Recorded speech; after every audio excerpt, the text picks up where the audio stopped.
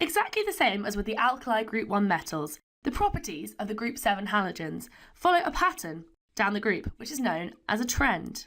In the opposite trend to that of the group 1 metals, the reactivity of the halogens decreases as you travel down the group.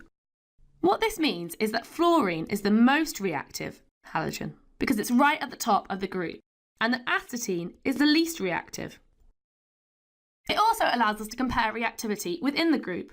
For example, if we look at the positions of chlorine and bromine, we can tell that bromine is going to be less reactive than chlorine as bromine is further down the group, and reactivity decreases as you travel down the group. But why is this? The best way to think about this is to think about what happens when halogens react. Halogens generally react in order to try and gain an electron. This is because they have 7 electrons in their outer shell, and if they gain one more electron, they can gain the stability of a full outer shell.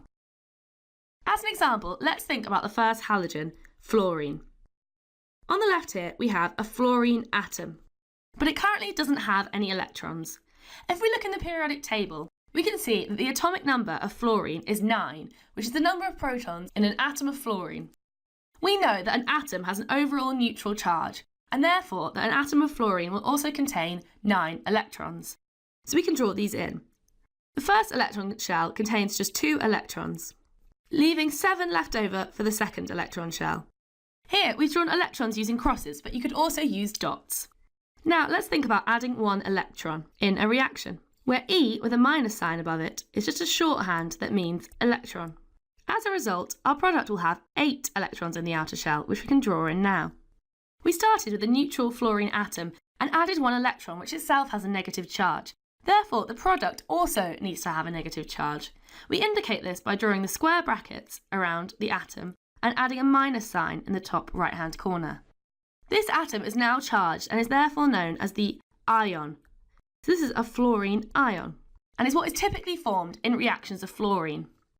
As we'll see later, we can also call this fluoride. The important thing is that all of the halogens will react in exactly the same way to gain a full outer shell, which is stable, forming the ion with a negative charge. So now we can think about what is different between the halogens that causes them to have different reactivity. Hi guys! To continue watching this video and unlock hundreds of other super concise and exam board specific GCSE chemistry and combined science videos, just click on the Snap Revise smiley face. Join me today and together let's make Chemistry at GCSE a walk in the park.